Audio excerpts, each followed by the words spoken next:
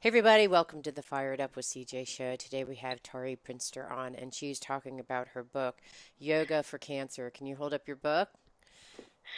Yoga for Cancer, Managing Side Effects, Boosting Immunity, and Improving Recovery for Cancer Survivors. So welcome.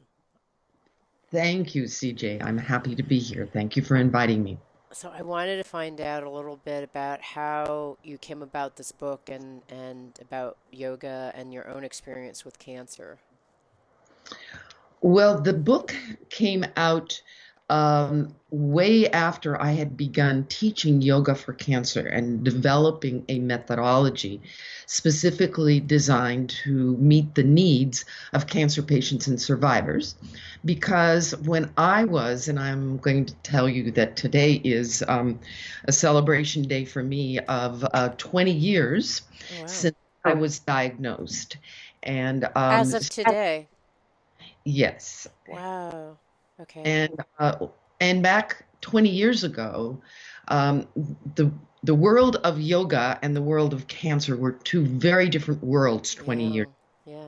We've traveled a long way since then. And so when I was a yogi when I was diagnosed, and it sort of took my breath away. And that's one of my mantras that I use is cancer takes your breath away and yoga gives it back. Mm. Uh, because there was not a lot of support in either the yoga or the cancer community for me 20 years ago. Mm. It was kind of like that was something that wasn't talked about in the yoga world. Mm. Cancer, we don't want to talk about that, as if talking about it might cause it. Right. So I didn't find a lot of help there, which I was disappointed in. And the medical world, the cancer world, was still quite skeptical of such things as what we are now calling integrative or therapies that are integrated into regular Western medical sciences and treatments. Mm-hmm. So, or complementary. Complementary is another word that Mm-hmm. we've evolved to, but that wasn't existing 20 years ago. Mm. Um, I really wanted to know what was going on, and I began looking at it and studying it and doing yoga as I was undergoing treatments, and felt really good. And my doctors would say, why are you doing so well? Um, Mm. Mostly we expect different kinds of side effects. And I said, could it be the yoga? Um, and began looking at that in terms of how it was reestablishing my metabolism, um, using a little bit of science, a little bit of yoga technology or technique, not technology, technique to study that. And just felt that within my own body, something different was happening. Mm. Uh, and that there must be a connection. So I studied it quite extensively. I then started teaching other cancer patients and survivors. And what I was experiencing in my body, I observed that they were also. And Mm. it evolved to where I was teaching lots of classes. My classes were growing, and lots of other yoga teachers sort of looked and said, what's going on here, and were interested and wanted me to teach them and to do trainings. So that was about um, I would say going on 16 years ago.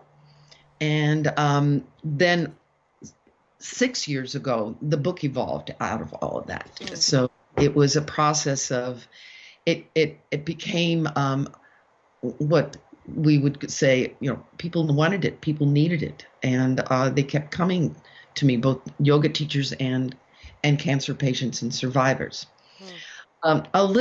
A few knocks on the door of medical communities as the complementary health services were being, more of them were being offered. Mm. And some of those services, those clinics and hospitals, wanted to know how to introduce yoga.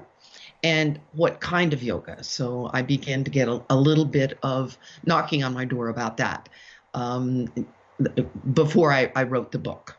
And then after the book, it kind of like um, unfolded that it was had a much broader appeal and a concrete thing to offer people. To Mm. I've written it down. I'm showing you in my illustrated book, and let's take it from there. Okay, cool. Let's actually take a look at some of the things in your book. So, do you have the yoga poses or the science? Like, what kinds of things are you covering in the book? Yes, I do. I have many illustrations. It's very well illustrated. Can you Uh, hold it up because it's getting blurred from our wonderful Skype feature? are wonderful. Yes. Um, so there are lots of pictures and images Hmm. throughout. That's just one. Hmm. How to sit.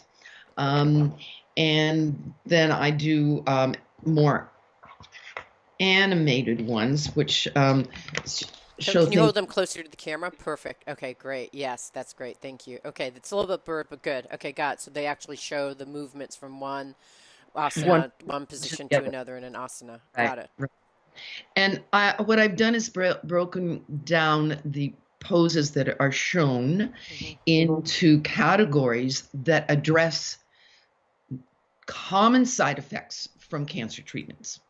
So that is one of the ways in which this methodology kind of distinguishes itself from other yoga methodologies or yoga lineages, is that we talk about very common side effects. And what are I don't really know that much about cancer, so tell me what some of the common side effects are that are covered in your book.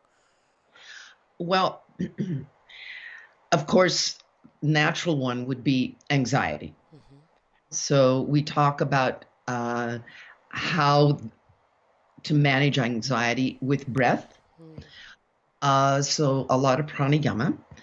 Fatigue is also probably one that you are familiar with that you would expect from cancer treatments. And what's really surprising, based on research, so in those 20 years, a lot of research has been done.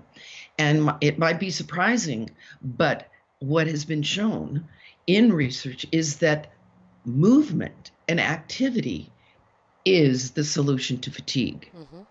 Um, and more commonly thought in the yoga world is that someone has fatigue, they're going through cancer treatments.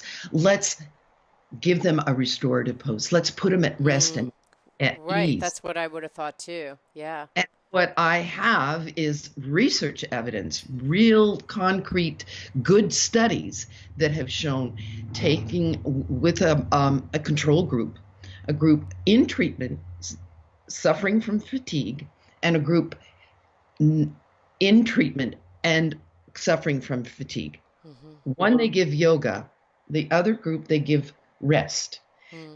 And those who are given active yoga are shown to respond better, to experience less fatigue, and this is not just one; it's several studies that have been done. Some of them on older patients, Yeah.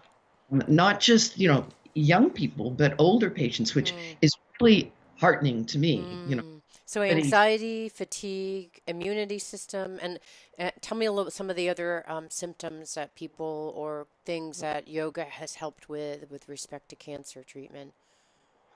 range of motion is one of the most common ones, particularly with the plethora of breast cancer, Mm. an extraordinarily invasive cancer involving lots of surgeries Hmm. and any kind of surgery, whether it's for cancer or for a broken leg or appendicitis. Scar tissue forms, and Hmm. scar tissue then results in loss of range of motion Mm. and all of the things that come from that. So those are some of the very common ones. Yeah. Uh, and then, of course, there are a few that people are not aware of and might also be surprising. And when I mention this to a room full of cancer patients, and I get, constipation, and Mm. they Yes, it's one of the lesser known side effects, but really, really common. Hmm. And I would say extraordinarily important side effect from particularly chemotherapy, but also radiation treatments, is bone loss. Hmm. And so, what we do in an active yoga practice is look at and explore ways to build bone. Hmm. I take the book and break it up into those various kinds of side effects and give little mini classes that are outlined for addressing those particular side effects. Right. So they're little yoga program asanas put together in a package. So I get it. And so you distinguish between pre and post op. So are the symptoms and or experiences, how are they different pre and post? And do you do the same poses or are they different? I assume like, range of motion is something that you do afterwards, but Well, in you mean in preparing for yoga for cancer treatments? yeah, because you were saying that I think you started off by saying that the when you're actually getting chemo, that you're actually getting your doctors were amazed how you're actually responding to chemo. So you're talking about the side effects, common side effects from chemo, or those because there's a sometimes there's chemo and then there's the op. I assume that there's chemo and then sometimes there's operation. So were you referring to both in terms of the side effects? I just don't know enough about cancer. I'm sorry. Yeah, no, that's okay. What I was referring to is when I was going through treatment, Ah, when I was in a treatment process, right. that and what may not be commonly known about cancer treatments is that the treatment goes into the immune system Mm-hmm. to fight the cancer. Mm, And what it basically does is, um, I don't want to say, although some treatments do completely wipe out and destroy the immune system, it definitely weakens the immune system, mm, mhm. challenges the immune system, and that has the side effect of fatigue on the body. And what cancer treatments are doing is looking for the rogue cell in the body that the immune system has missed. Mm, So that is where the chemotherapy in particular will modify the immune system, weaken it.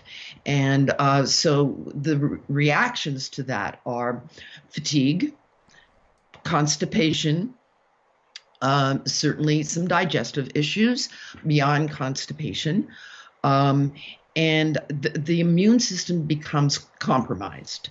So, what doctors were noticing in me is a sign of the immune system being out of balance, compromised, is the level of white cell and red cells. mm. And so, my doctors, when I was going through treatment, noticed that my balance was better than what they had expected. Interesting. Okay, good. So in the next segment, I wanted to talk a little bit about people who are interested in your program, but are homebound now with COVID, and a little bit more about what people are doing with respect to being homebound, whether it's COVID or otherwise. So we've been talking to Tari Prinster about her book, Yoga for Cancer, a guide to managing side effects, boost immunity, and improving recovery for cancer survivors. Can you hold your book up, please, again?